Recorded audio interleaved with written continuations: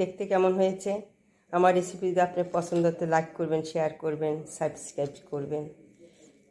আমি এখন খেয়ে দেখি।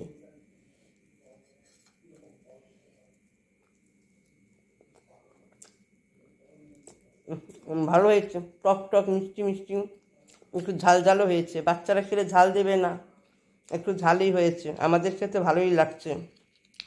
আমি আজকে পনির পরোটা করব, এই জন্য অল্প নুন দিয়েছি। এটা আটা নিয়েছি, সাধারণ যে আটাটা আমরা রুটি টুটি করি সেই আটা নেওয়া, আশীর্বাদের আটা নেওয়া আছে। নিয়ে এটাকে আমি জল দিয়ে মেখে নিচ্ছি। একদম খুব শক্ত ডো করব না, আবার নরমও করব না।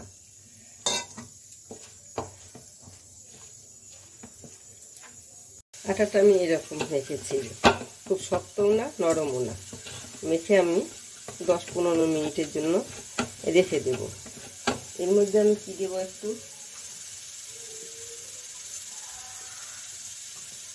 অল্প ঘি দিয়ে দিচ্ছি, তাহলে উপরটা শুকিয়ে যাবে না, এটা শুকিয়ে যায় না।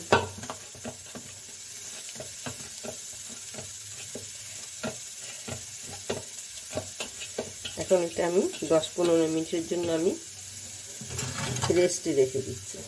এটা দিয়ে ঢেকে এখন আমি এই যে পনিরটাকে এই যে এটা দিয়ে এরকম করে নিচ্ছি।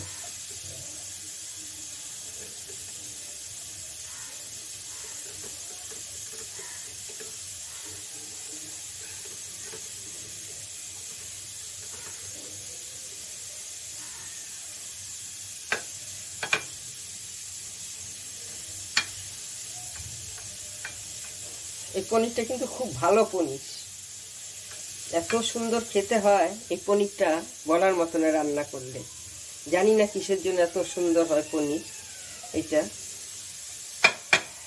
এইভাবে আমি পনিরটাকে বেশ করে নিচ্ছি। মানে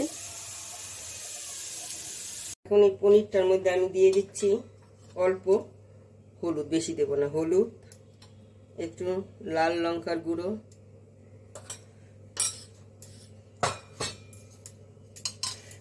আর দিচ্ছি আমি জোয়ান, এই যে অল্প জোয়ান, এই যে একটু ভেজে নিয়েছি জিরা, এই জিরাটা দিয়ে দিচ্ছি।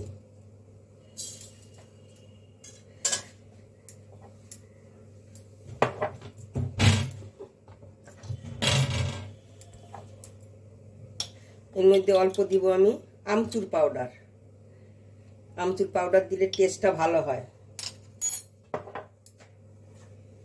আর দিচ্ছি আমি গোলমরিচের গুঁড়ো। আর দিচ্ছি আমি এই যে পেঁয়াজ কুচনো, এটা হলো আদা, কাঁচা লঙ্কা আর ধনে পাতা। এই দিয়ে আমি আলতো করে মেখে নেব। এটা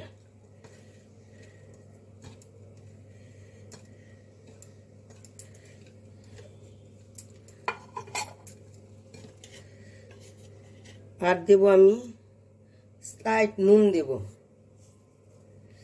নুন দিয়ে মেখেছি আটাটা, তাছাড়া আমি একটু নুন দিচ্ছি।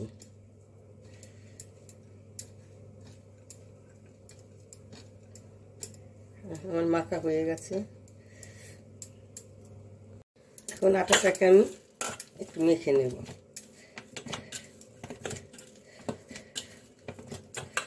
এটাই এখানে বেলবো, এখানে মাখছি আমি।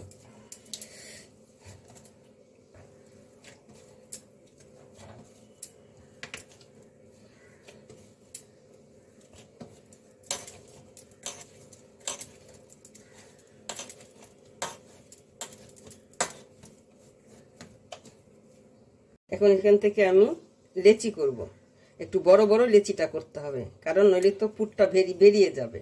ওই জন্য আমি বড় বড় লেচিটা করবো। যে আর একটা খেলে হয়ে যাবে, একটার থেকে 1.5টা বা 2টো, যেই বেশি খাক না কেন 2টোর উপরে খেতে পারবে না।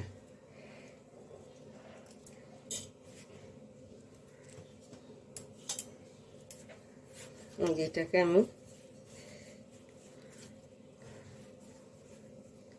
এটা আমি ময়দা নিয়েছি। এই যে লিচিটা কি হবে, মাঝখানটা একটু পাতলা হবে, এই ধারটা আছে, ধারটা একটু মোটা হবে। এই যে এইভাবে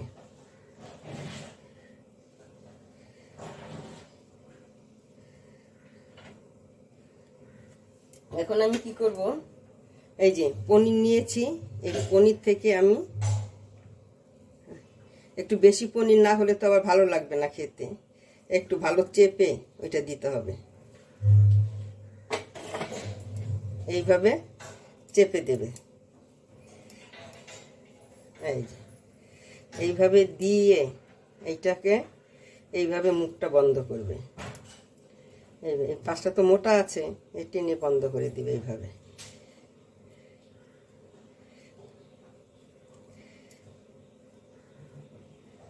বন্ধ করার পরে এটা ভালো করে বন্ধ করে নিলে বেরিয়ে যাবে। যে উপরটা হবে এটা একটু এইভাবে চাপা দিবে, অথবা অনেকে এটা ফেলিয়েও দেয়, ফেলে দেয় মানে কি ও অন্য আরেকটা রুটির সঙ্গে করে দিবে। তারপরে এটাকে তারপরে হালকা আছে হাতে আছে মানে হাতে এইভাবে এইভাবে চাপ দিবে। আগে উপরটা ভিতরটা দেবে না, তাহলে বেরিয়ে যাবে। সাইডটা দিবে, সাইডটা তো মোটা আছে, এইভাবে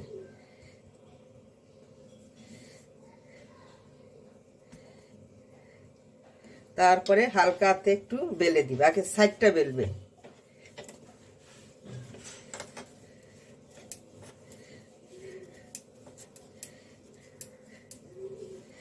আর পরোটা তো একটু বেরিয়ে গেলেও কোনো ক্ষতি নেই, কারণ হলো লুচি হইলে বেরিয়ে গেলে ছাঁকা তেলে ভাজতে হয়, ওইটার বেশি আর এটা তো আমি ছাঁকা তেলে ভাজবো না, অল্প তেলে ভাজবো।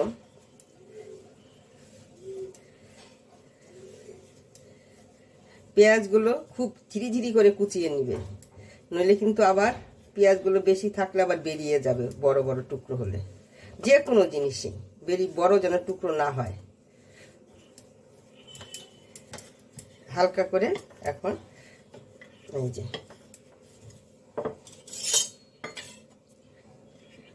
আমার বেলা হয়ে গেছে, আর কড়াইটা গরম হয়ে গেছে মনে হচ্ছে। হ্যাঁ, এখন এটা আমি দিয়ে দিচ্ছি। এখন আমি তেল দেব না, তেলটা আমি পরেই দেব।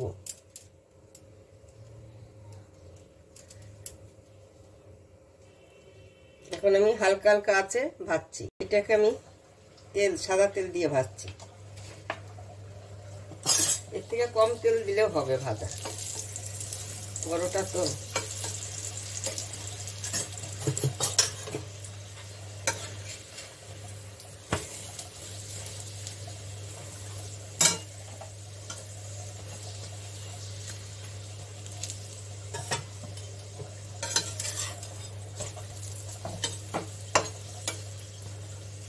সাইডগুলো একটু চেপে চেপে ভাজতে হবে, কেন মাঝখানটা ভাজা হচ্ছে, সাইডগুলো ভাজা না হলে তো আবার ভালো লাগবে না, এই জন্য চেপে চেপে ভাজতে হবে সাইডগুলো এইভাবে।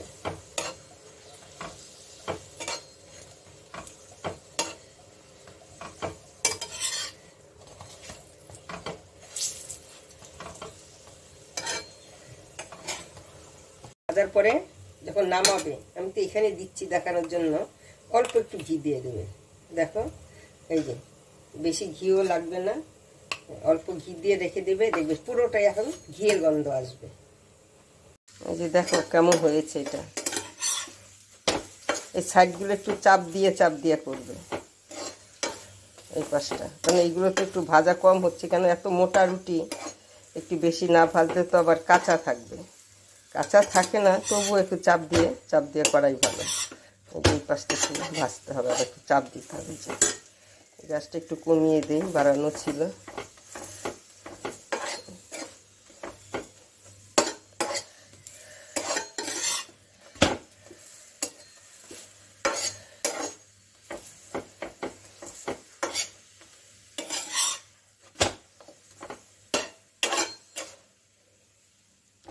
আমার ভাজাটা হয়ে গেছে, এখন আমি নামিয়ে দিচ্ছি। এই যে দেখাচ্ছি কেমন হয়েছে। গরম দেখানো যাচ্ছে না, তবু দেখাচ্ছি।